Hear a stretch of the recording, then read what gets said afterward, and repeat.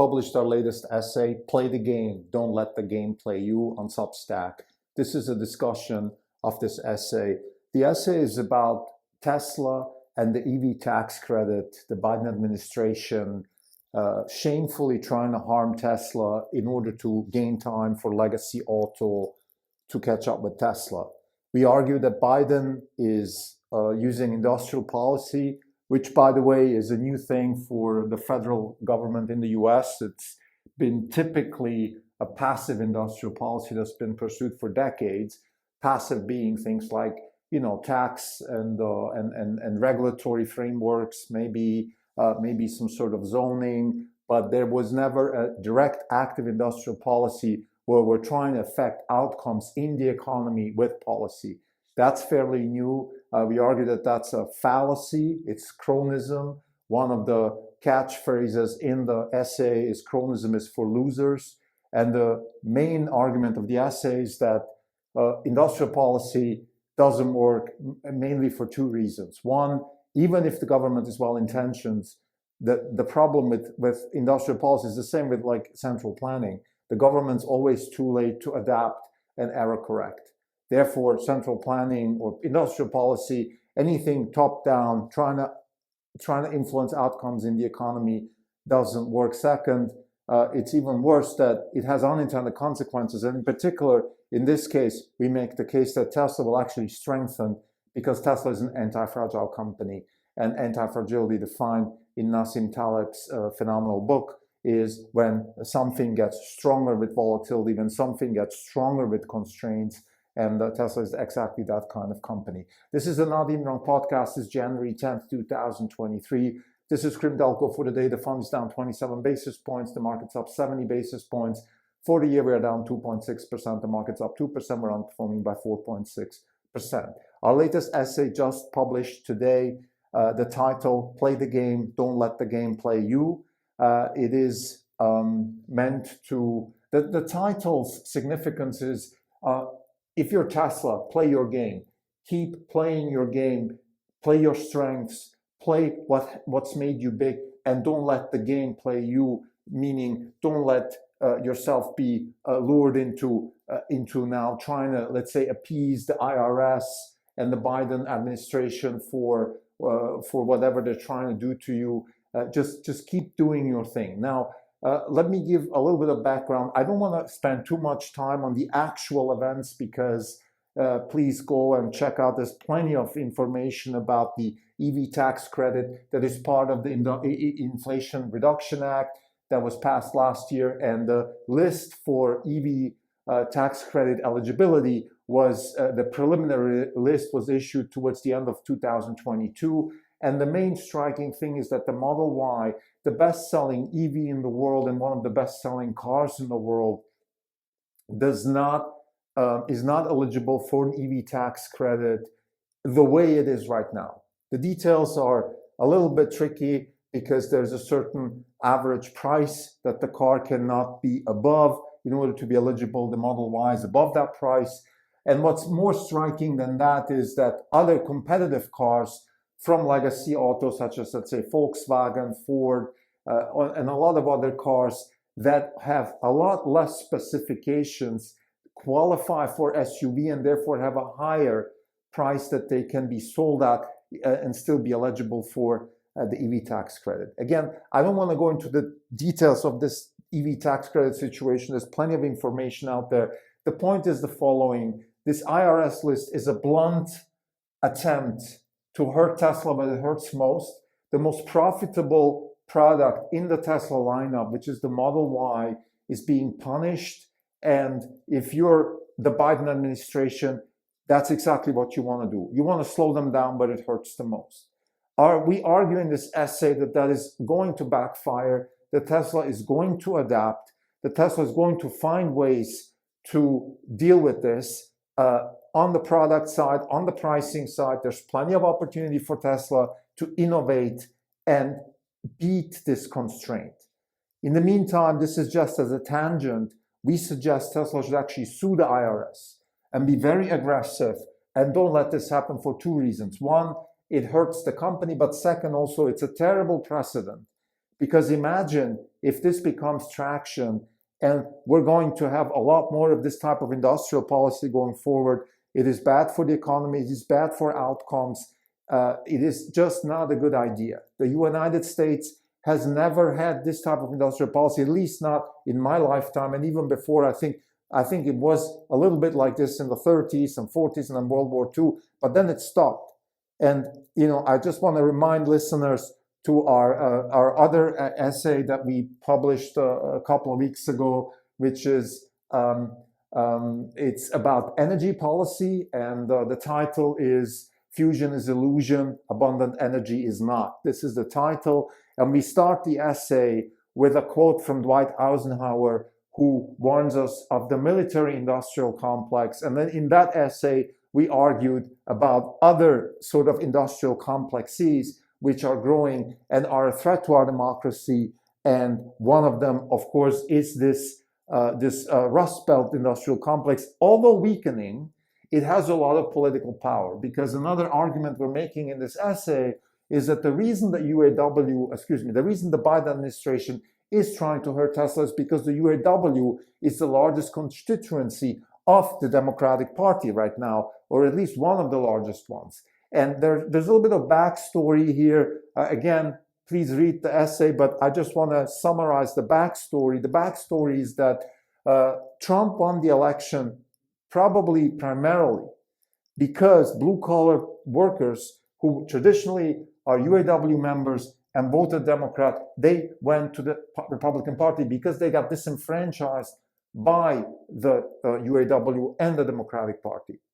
The reason for that is that the US workforce and the manufacturing base in the US has been disenfranchised, has been continuously disenfranchised since the 1970s, partly because of technological change and geopolitical change, China and all that stuff, but also partly because of their own doing, because they were actually the ones who were driving benefits and wages and all that stuff. And one of the big phrases in the essay is that in the fight between platitudes and economics, economics always wins. And what we're trying to say with that is the following. I have a wish, or society might wish to pay workers more, make their lives better, but there's also an economic constraint to that. We can't overpay and over-benefit our workers because otherwise the companies can't afford to hire them. And this is, in a nutshell, what happened in the Rust Belt, in the American industrial and manufacturing base.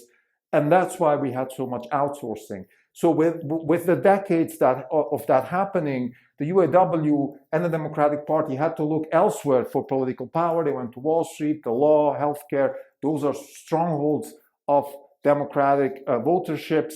And the blue-collar workforce got disenfranchised and then went to the Republican Party and culminated in the win of Donald Trump in 2016. So the Biden administration, the Democratic Party, preparing for the 2020 elections, then went and, of course, basically told the UAW, listen, we're going to give something back to you, but you got to give us something back too. There was a pork barrel. The UAW helped the Democrats win. There was COVID also catalyzing that, and the Democrats won, and now they're giving back. In the meantime, also Tesla became a disruptor in the car industry. The car industry has been suffering for decades, but of course Tesla is the death knell for the car industry. A lot of observers believe that even if it's not Tesla, but the electric car, the electric luxury, autonomous transportation business as a whole, as a sector, will disenfranchise legacy auto and disrupt them in many ways. So this is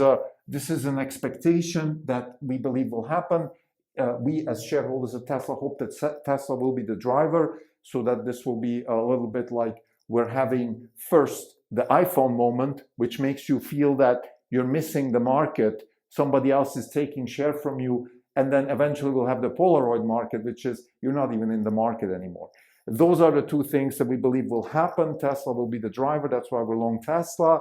And the Biden administration might not have that kind of view of the world, but they are feeling the threat and they're trying to stop Tesla. They're trying to stop the acceleration of Tesla and gain some time for legacy auto. So this is the backdrop of this whole EV tax credit in Inflation Reduction Act situation, We are of the opinion that the EV tax credit is, again, it's an active industrial policy to slow Tesla down. It has no other purpose because it's not really incentivizing electric vehicles or some sort of renewable energy transition type policy. For example, it's incentivizing plug-in hybrids, which are absurd. They're Trojan horses for legacy auto to try to get into somehow survive in this context of electric vehicles and energy transition in transportation by claiming that they're also contributing by offering electricity in a car when in fact they have 20 kilowatt hour batteries that are completely useless when it comes to, let's say, driving an SUV on a highway or anything like that. And then people who buy these plug-in hybrids, they are trying to kid themselves by thinking that they're doing something which is socially acceptable, and just in fact they just want to keep driving their gas guzzling, disgusting cars. That's just on the side note here. Now, we at Orange Capital Partners, of course, we have a very libertarian view of the world. Look, if you want to buy a plug-in hybrid, go buy a plug-in hybrid. If you want to buy an ICE car, go buy an ICE car.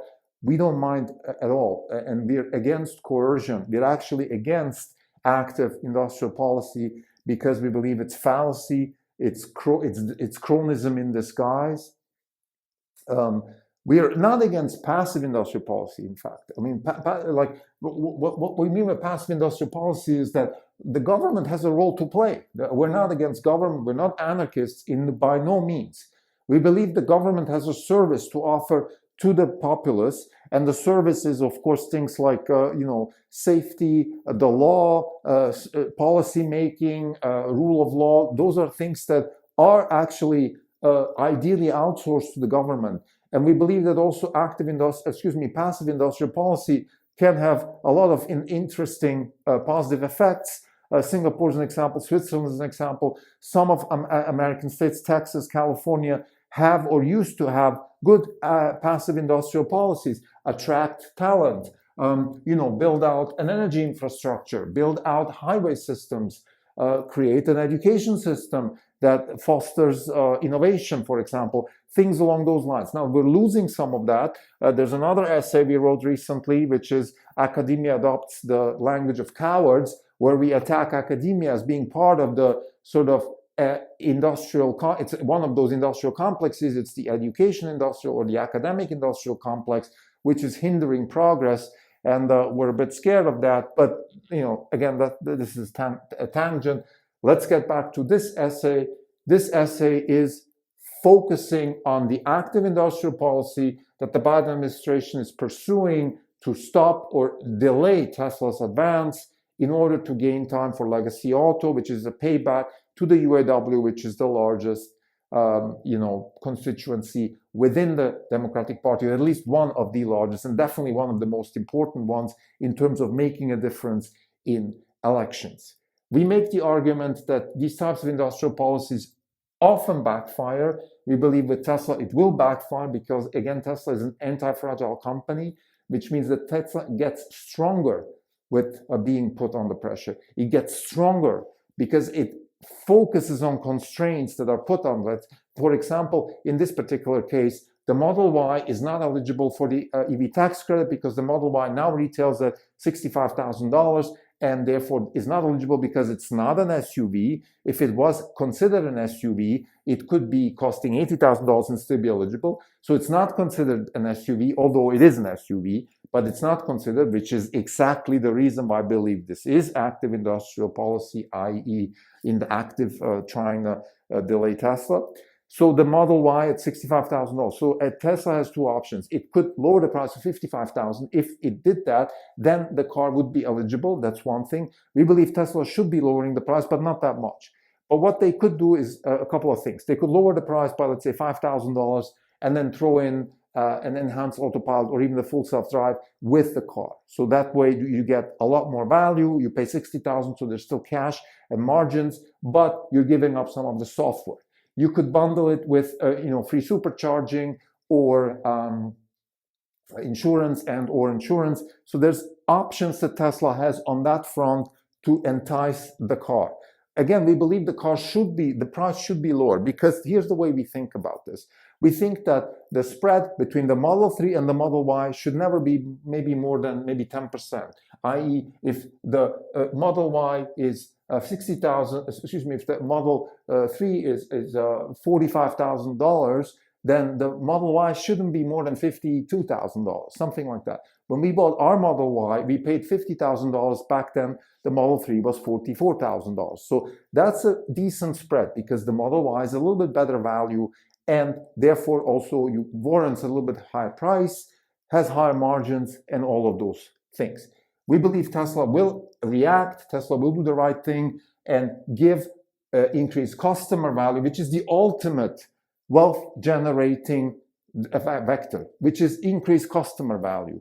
So instead of trying now to please the government, trying to circumvent the tax credit or whatever is going on, focus on what's best for the customer within the context of this blunt pork barrel that Biden and the IRS are doing, and play your game. Play your game, don't let the game play you. Also, very important, again, we believe they should go and sue the IRS for a precedent. It's not even, like we said, there's enough tools Tesla is in the toolbox to fight this. That's not the problem.